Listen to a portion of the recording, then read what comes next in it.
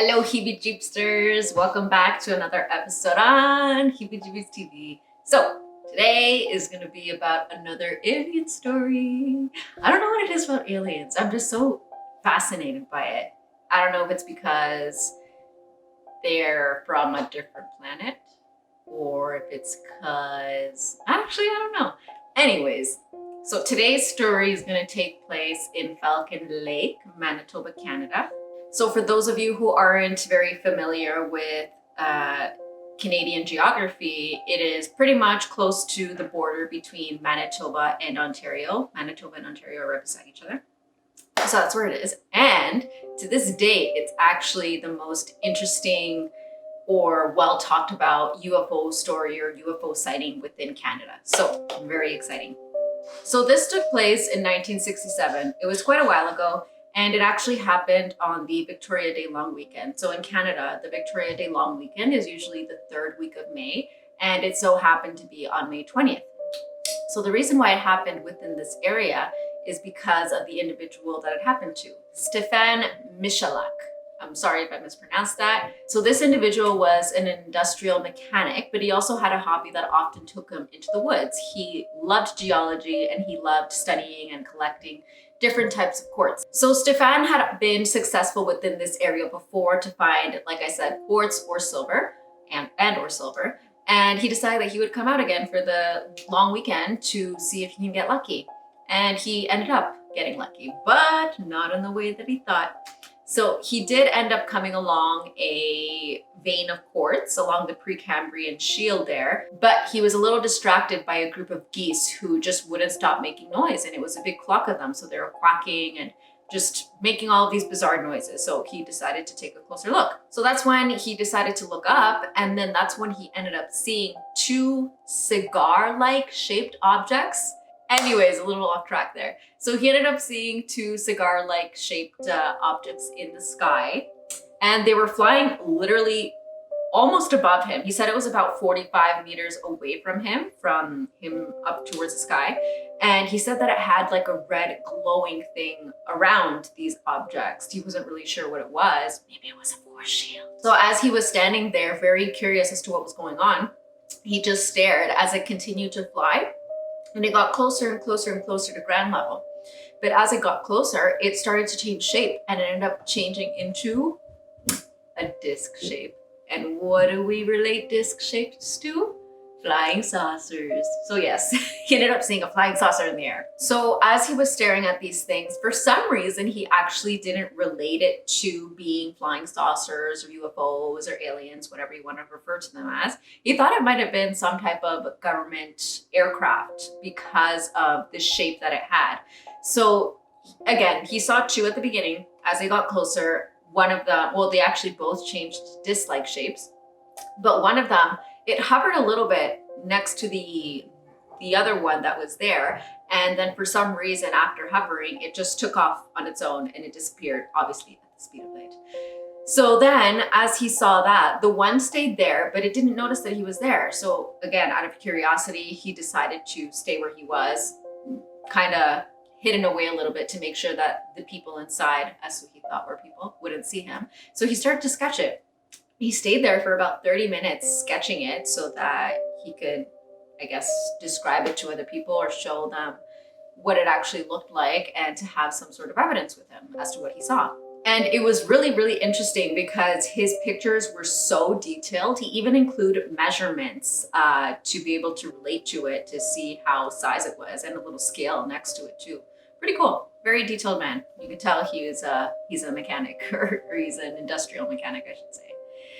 So yeah, after he did the drawing, he ended up actually getting a little bit more curious and he decided to approach the saucer. But as he started to get closer to it, he noticed that the air around him started to get warmer.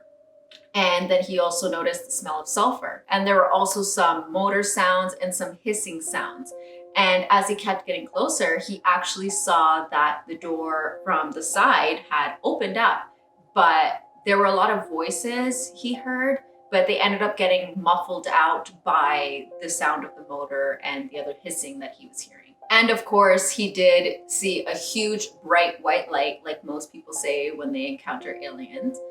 But what's interesting is that the voices that he heard, he couldn't quite make out what they were. He said it was almost like they were human, but he couldn't say for sure because they had like a weird twist to it. There was just something bizarre. He couldn't for sure say that they were human voices. So, given that he thought that they might have been humans, he actually ended up calling out to them saying, "Hey, I'm a mechanic. Do you guys need help?" Because he figured that maybe they were staying there for X amount of time, not really coming out or doing anything because it might have been a mechanical error. So he tried in English, no answer. He then tried in Polish, no answer. Then Russian, no answer. And then German, no answer. So at this point, he was starting to get a little worried or just weirded out by what was going on. Everything just didn't add up, essentially. So because he didn't get any sort of response, he got closer to the ship. But as he got closer, he started to actually see more details about it. He saw that it was completely seamless. There were no edges, no bolts, nothing, just pure seamless. And as he got closer, the bright light got too intense. So he actually put on his goggles that he uses to chip away at the different types of quartz. And when he put them on, he can actually see inside of the ship. And he said that he saw a bunch of panels on the inside, all different colored, but no signs of life. So as soon as he saw that there were no signs of life, he, for some reason, got even more curious and decided to get closer to the ship. As he got closer, he saw 3 panels just come down, shut, and seal the doorway that was once open. And because of this, he got obviously a little concerned. And then as he ended up stepping away, he saw that the ship started to turn counterclockwise. But before he let it get away, he actually wanted to touch the ship to see what was going on out of curiosity. And then he quickly noticed that his glove actually burnt off, like the tip of it got burnt off. So he took his hand away before it actually ended up hurting him or melting his finger. And then the ship ended up taking off. But it wasn't just a quick, smooth takeoff. As it was taking off, he did notice that there was a strange grid-like pattern on the side of the ship. And as it was taking off, there was, of course, a lot of heat, a lot of sound, and this blast of hot air just came shooting out, and it was actually strong and hot enough to light his shirt on fire and his hat on fire. But what was interesting enough is that it left this grid-like pattern on him. Obviously, he took it all off and threw it on the ground and took the fire out because he didn't want to get burnt.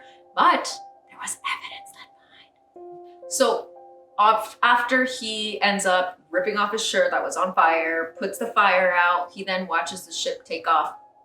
And he was so astounded by what had happened. He didn't really know what to do other than to just leave, start making his way out of the forest, which makes sense.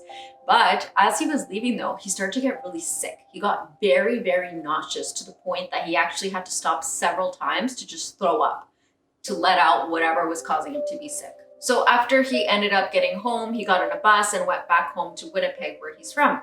But when he did end up getting back home, he didn't want to get any type of medical attention. It wasn't until his son actually saw him and looked at the state that he was in and begged him to go to the hospital. So then they did.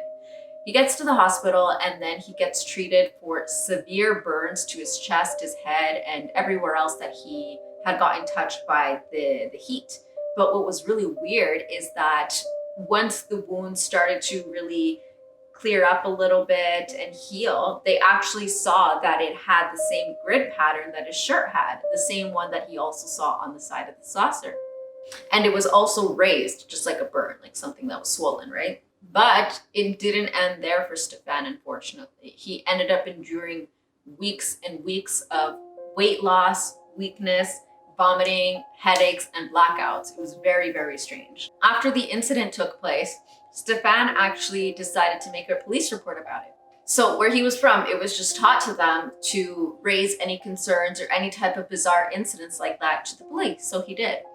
But when he did, even to his death, in 1999, he just regretted ever saying anything because it just turned into a complete chaos and a complete circus. The story went viral, police reports went out everywhere, and then the government ended up getting involved and they would not leave him alone. Everyone, all of these agencies would constantly come to him and almost harass him for constant interviews and follow-ups as to what actually happened with this incident. Given that all of these agencies, federal agencies I should say, that they were getting involved, obviously an investigation took place. So the RCMP ended up going to the location where Stefan said that this incident took place. They took a bunch of samples, they took a bunch of photographs, they looked deeply into everything, and they found some pretty interesting things. They actually saw that there was a big circle in the area that had happened, and there was no grass there. Nothing had grown in that area, but bizarrely enough, there was grass and moss all around. So just imagine seeing a perfect circle in the middle of a little open space with no vegetation growing around it. Really weird. In this area too, not in the circle, but around the area, they were actually ended up finding pieces of Stefan's cap and his shirt, and they ended up finding pieces of metal too. They tested all of them, and they also tested the soil within that area, and everything was highly radioactive, which actually coincides with Stefan's symptoms of nausea, vomiting, headache, weight loss, all of that. It's all, I mean, it can coincide with other things too, but it's also a symptom of being exposed to radiation. Unfortunately, some of these items were lost. But fortunately, Stefan and his family actually kept a piece of the metal that Stefan had found at the point where the saucer had taken off, and it left a little piece behind. So I wonder if they still have it or if that was taken from them too, but there's evidence, there's proof out there if you look for it. So of course, aliens, it's such a controversial topic. There are a ton of skeptics out there. There's a ton of believers out there, but it's a little hard to discount this story just because Stefan wasn't the only one who actually had an experience around that time. 3 days prior, there was a child named Bob Firth. He was 14 at the time, within the same area, and he actually was with 3 other of his friends, and they were there just having fun, playing around. And out of nowhere, they saw the same objects, they described them the same way, and they saw them flying over the lake, heading towards west. But as they were staring at it, they were so dumbfounded by the fact that the objects just shot back up. As quickly as it was there, it just disappeared. So given the fact that it was very close by, and 3 days later, he ended up hearing about the story that happened to Stefan, he ended up saying, okay, these things go hand in hand, something's happening here. So again, given that there's 2 different people within the same area at different times seeing the same thing, it's a little bit hard to label one person as crazy and not the other, right? So what do you guys think? Do you guys believe in aliens? Do you think that maybe they were just on drugs with the 14-year-olds? I don't know. Let us know what you think. Comment, like, subscribe, and stay tuned for next episode. Bye, heebie-jeepsters.